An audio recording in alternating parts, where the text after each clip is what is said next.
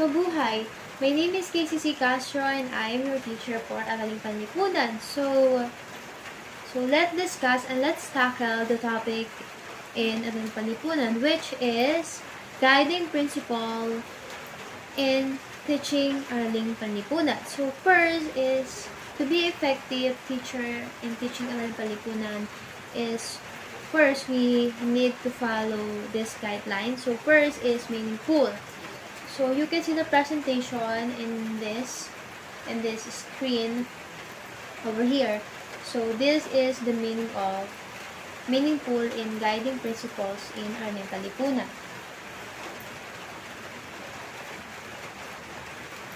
That's the meaningful. So when you are teaching in Araling Panlipunan, it must be meaningful.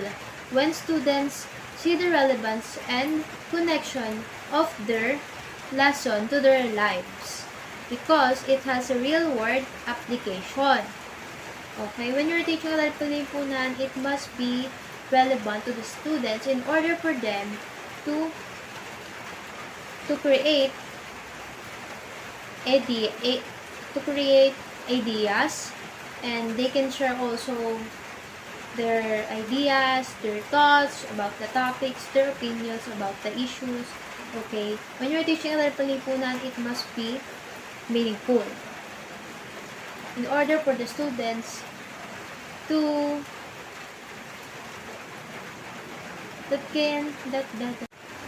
Okay, so the number 2 guiding principles in teaching Araling Panlipunan, don't forget, is the integrative. So integrative, you can see the meaning of the integrative over my side. Okay, so that's the meaning of integrative. Okay, when we are teaching Araling Panlipunan, it must be integrative, where Araling Panlipunan is a subject, is in itself an integration of several interrelated disciplines. Okay, so Araling Panlipunan is general. Okay, Araling Panlipunan is general. You can relate it in history. Araling Panlipunan subject, it has interrelated and it has a connection with any fields of the study, like the history, the psychology, geography, archaeology, and so on and so forth. Okay, so okay, when we're teaching Araling Panlipunan, it must be integrative because we tackle here our experiences in life as a human. Okay, and also the students can relate about our experience, and they will be keeping you beside of them. Okay, that's the integrative. So number 3 is value base. So okay, you can see the meaning of the value base here in my presentation. Okay, that's the meaning of the value base. Okay, effective teaching of Araling Panlipunan is value base. Okay, we have 3: makalikasan, makatao, at makabansa. We need to teach our student these 3 things: the makabansa, makalikasan, at makatao. Why? Because we know in this generation, okay, we know that there's a lot of young men and young women, young children, they're not doing good. They're doing bad things, bad stuff, and so on and so forth. They're throwing plastic and on the streets. Even they know that is not right, but they're doing it. Okay. We know that in this generation that there's a lot of people that they don't know the good manner, the right attitude of a good Filipino citizen. So we need to teach our student to be makalikasan, makatao, and makabansa. Okay, so that is the value base. Okay, so in guiding principles, we have also number 4. The number 4 is the active. So you can see the presentation of active. You can see the meaning over here of the active. So, okay, that's the active. So, active, so, as a teacher, as educator, okay, as a student too, you must be active on what you are doing, okay? You must be active too in order for the students that they will be active too, okay? You cannot say to your student you cannot say to your student that you need to be active too, but the students see you that you are not active. So, okay, it reflects on what you are doing. It sees what you are doing, okay? It sees it is reflect on yourself, okay? So before you speak or before you teach this before you say to your student that you must be active too, okay, in order for them to follow you. So, okay, and when you are teaching, we have three in active. We have active learning is hands-on, minds-on, and hearts-on. So, okay, in active learning, students work either individually, collaboratively, using rich, varied sources to reach understanding, make decisions, and discuss issues and solve problems. So, why is it important to give the students individually and group activity or collaboratively group activities? Why is it important? Because it is important for them to give a task, the kind of stuff, like individually task or collaboratively task, because it is sharp their self-confidence and it is empowers them. It is grow the self-esteem that they hide in themselves, okay? And it is important to give the students the fun learning environment, okay? And it must be active and energetic, okay? Okay, so number 5 in guiding principle is challenging. So here's the meaning of the challenging. It's the meaning of challenging. Okay. For Araling Panlipunan, teaching and learning to be challenging. Learning tasks should neither to be easy, to bore the students, nor too difficult to discourage them. Okay. So, when we are giving activity to a student, when we are teaching in Araling Panlipunan, give them a task that will sharp their mind, that will sharp their heart, and will give the will give them the heart to strive on what they are doing, on what they are focusing. Okay. So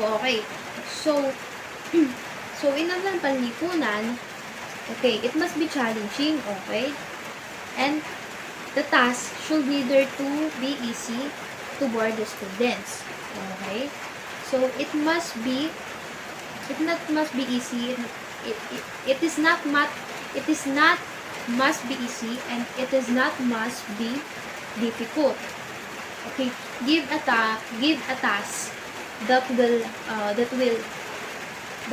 boost their energy, that will boost their confidence, in order for them to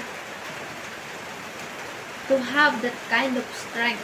Okay, let's give them a task that will sharpen their mind and heart.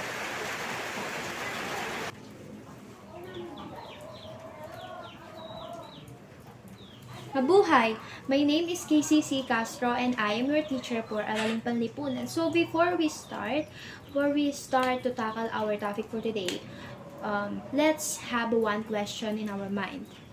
Like, why is it important to study the Araling Panlipunan? So bakit nga ba mahalaga na pag-aralan ng Araling Panlipunan? Ano ba ang kahalagahan nito? Okay? So now, let's start and let's tackle our topic. So now, in my right side, you can see the presentation. You can see the meaning of our discussion. Okay? So in my right side. So first, the guiding principle is very important. Okay? Mahalaga ang guiding principles sa ating mga guro. Dahil naniniwala ako na kapag sinunod natin ang nakalagay sa guiding principles sa pagtuturo sa asignaturang Araling Panlipunan, ay mabibigyan natin ng napakaganda at napakaayos at napaka-dekalidad na pagtuturo ang ating mga estudyante. Kapag tayo nagtuturo at kapag tayo ating sinunod itong guidelines na ito, di ba? Mabibigay natin yung dapat sa ating mga estudyante. Okay. So first, okay, the guiding principles in teaching Araling Panlipunan, in order for us to be effective teacher, we need to follow this guideline. So first is the meaning pool. Okay. Here's the meaning of the meaning pool. So okay. So, it is meaningful when students see the relevance and connection of their lesson to their lives. It has real-world application. Okay? Yung mga natututunan ng mga estudyante sa kanilang guro ay naia-apply din nila sa kanilang mga buhay, hindi lamang sa akademya, kundi sa kanilang mga pangsari-sariling buhay. Okay. So, for example, nagtuturo tayo, we are teaching geography and history. So, diba, may mga gurong mangilan-ngilan na kapag nagtuturo ng mga asignatura ay nagiging boring o nahahawa yung basta nagiging boring sila sa pakikinig. At hindi na nga sila nakikinig. Okay. At sabi nila pa, history is boring, social study is boring. But, Ma'am Atris said is, no. Nagiging boring lang yung subject kung ginagawa ng teacher ay boring. O ginagawa din ng estudyante na ginagawa din ng estudyante na boring sa kanila yung subject.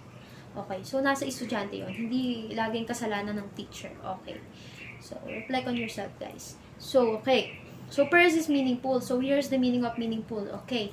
Effective Araling Panlipunan teaching is, number 1 is meaningful. So, like what I said earlier, it is meaningful when students see the relevance and connection of their lesson to their lives because it has a real-world application. So, because when we are going to give a real-world and authentic examples to our student, they can relate about it. They can give their own ideas, experiences in life, their thoughts, their opinions, okay? When the topic is relevance and you have to give meaningful to it in order for the student to connect their experience to it.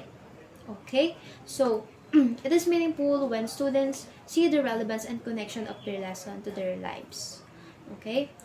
Araling Panlipunan teaching is meaningful when new information is linked to the student. Araling Panlipunan lesson is connected to prior experience of student, meaning must be made. Understanding must be earned. Students are more likely to make meaning and gain understanding when they link new information to prior knowledge. So, ang ibig sabihin, kapag tayo ay nagtuturo ng Araling Panlipunan at kapag tayo ay nakakapagbigay o nagbibigay ng panibagong ideya sa mga ating mga estudyante, ito'y kanilang naiintindihan dahil sila ay nakaka-relate dito. Okay? So when you're teaching Araling Panlipunan, it must be meaningful. It must have sense. Okay? It must have the lesson. Not in just academic, but they can have the lesson or a life lesson from it after you teaching Araling Panlipunan with meaningful. Okay? It is important to teach Araling Panlipunan to our student with meaningful. Okay? Hindi tayo pwedeng magturo ng Araling Panlipunan o ng kahit anumang subject ng walang meaningful, ng walang meaning, ng walang sense. Okay? So, it must be meaningful. So, the student can relate and share their ideas to the teacher. Okay? Okay, so,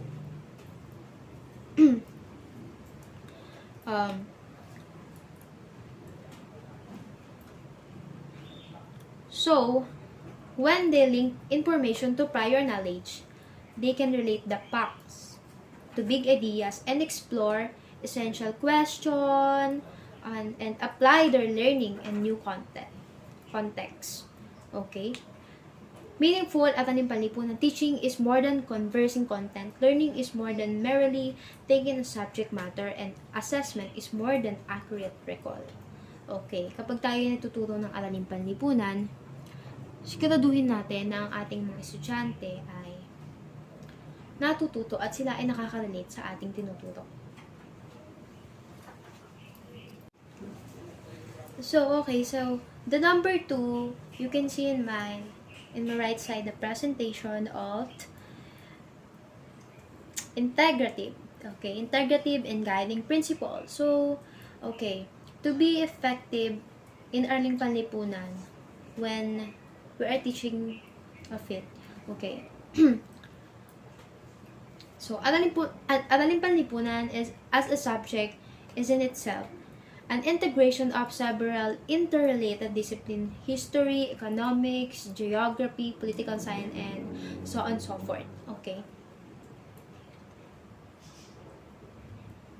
So, this Araling Panlipunan, this subject is demands the teaching should be integrative. Why? The curriculum of Araling Panlipunan integrates totality of human experiences over time and space. Araling Panlipunan is connecting with the past, linking to the present, and looking ahead to the future. Okay, because history is a must, and history is very important. It is very irrelevant. Okay, history is an unending. Okay, we love history anyway. So it must be integrative. Why? Why is it must integrative? Because the students may share their experience, may share their life. They can relate about it. They can share their ideas, their disappointments in life, their past, and as a teacher and as a future educator, when you are teaching Araling Panlipunan, it must be integrative. It must be meaningful. Why? If you are teaching Araling Panlipunan without meaning, without giving your full heart, without giving your full effort, your full attention of it, without giving your whole self about, without giving your whole self for it, it must be useless. It is nonsense. Okay. Kapag tayo ay nagtuturo ng Araling Panlipunan, kailangan nito ay may integrative. Dahil ang pagtuturo ng Araling Panlipunan ay maaari nating ibigay sa ating mga estudyante na tayo ay makakapagbigay ng mga experiences sa ating buhay na kung saan makaka-relate din sila dito. At ma-apply din nila sa kanilang mga sarili. Makakapulot din sila sa history ng mga bagay-bagay. Okay? For example, mga lessons sa buhay. For example, nagtuturo ako ng Araling Panlipunan. At ang topic ko ay tungkol sa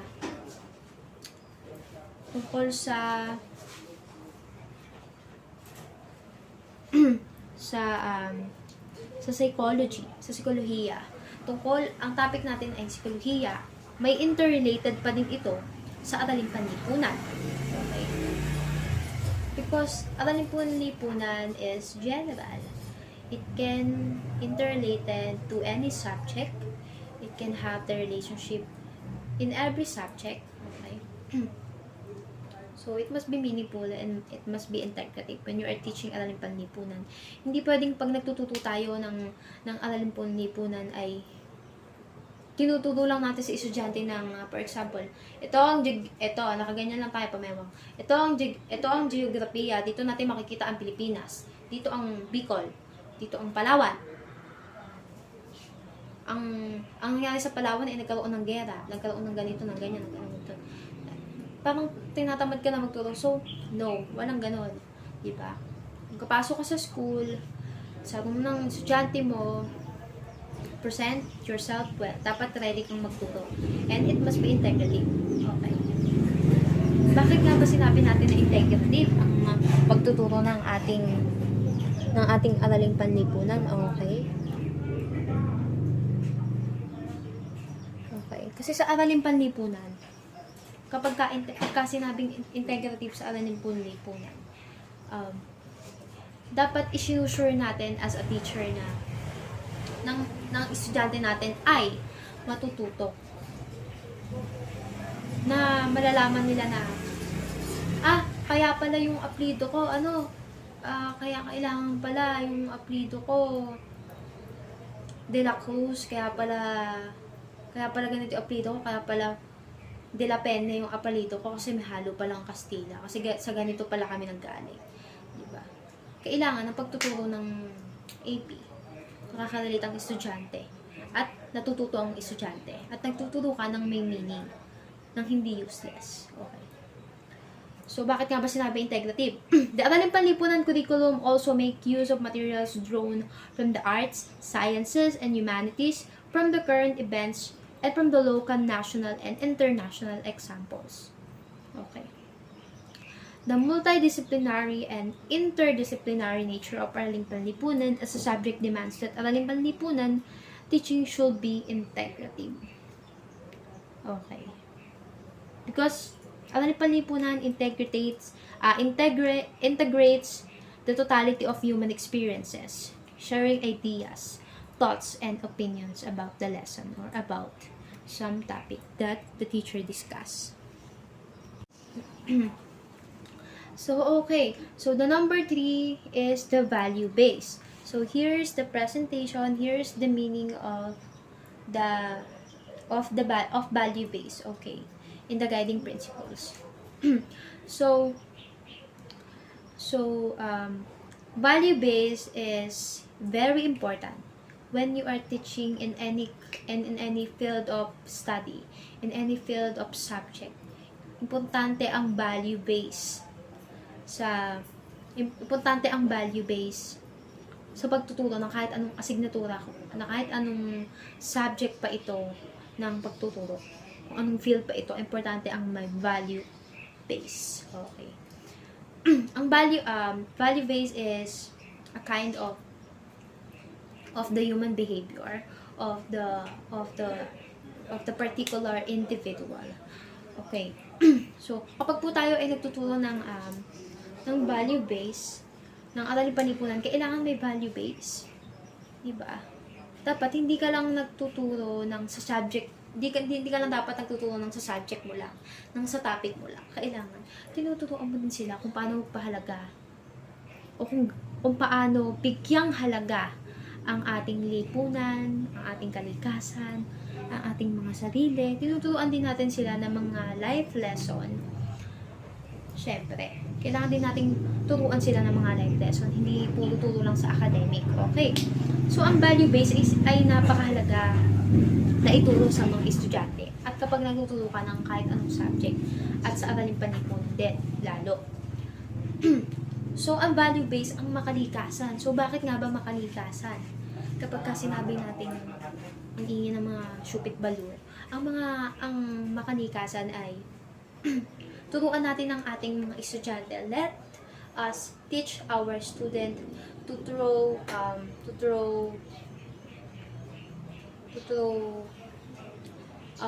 kind of plastics, mga plastic, mga basura, mga trash. Okay, let's teach our student how to how to throw in a good way. Turuan natin sila kung paano sila magtatapon. Mabuhay! So, number 4 in guiding principle is active. So, effective panlipunan teaching is active. Okay, so bakit nga ba active? Bakit nga ba kailangan pag nagtuturo ka ng araling panlipunan na aktibo ka? So, bakit? When you are teaching aral panlipunan, you as a teacher, you must be active. Not only the student, you must be active too. Because, pag hindi ka active sa pagtuturo mo, kung ano man tinuturo mong subject sa kanila, hindi din sila magiging active, hindi sila magiging participative, hindi sila magiging collaborative. Okay, kung ang teacher ay nagtuturo ng ganito ang posisyon, na parang tamad na tamad sa buhay na ayaw magturo, pero gusto ng alam nyo na yon, ganyan. Pag ganito ang turo mo sa estudyante mo, na parang kang nakikita nila na ikaw ay tamad na tamad at walang energy at parang ayaw magturo, parang walang ganang mabuhay, ganito. Okay, nagtuturo ka kunwari ng ang subject mo ay English. So what is this? It is bird or dog? Bird, dog. Okay. Bird, dog. Ganon. Hindi pwedeng ganon ang pagtuturo ng ating. Hindi pwedeng ganon ang pagtuturo ng ng kahit anumang subject. It must be active in order for the student to be active too. Okay. Hindi mo pwedeng sabihin sa estudyante mo na dapat more energy ka sumagot. Okay? So, okay. So, effective panlipunan teaching is active. So, why? Okay. Active learning is hands-on, minds-on, and hearts-on. So, bakit nga ba sinabing hands-on? Okay, for example, sa ating mga estudyante, syempre, meron diyang fast learner and merong fast learner at yung mga hindi mabilis matuto. Okay? Mabilis matuto at hindi mabilis matuto at mabagal yung pangunawa. Okay, neutral yun. Kailangan hands-on tayo sa pagtuto bilang guro. Okay? Hindi natin pwedeng isama yung mabagal, yung hindi mabilis matuto sa mabilis matuto. Okay? Kailangan, kung tayo ay magtuturo ng araling panlipunan at nakikita natin ang ating estudyante, kahit anong subject, so, ayan. Mabuhay. Ano ba?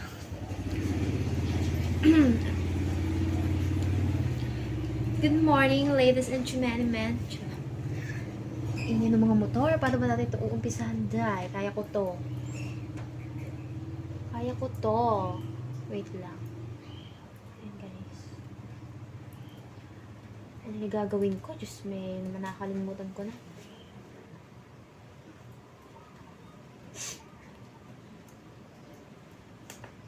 Ayan, ba napakatagal lang. Sipon na ako Ba't dito nakakonect sa wifi? Wala, nagkwento na lang. Hindi na nagturo. Wait lang, guys.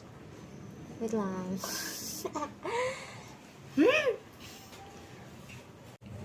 Ayan. Ayan, for the lapit ang person. Good morning or good afternoon to everyone. So, mabuhay. My name is Kaycee Castro and I am your teacher instructor. Diyos ko, Lord.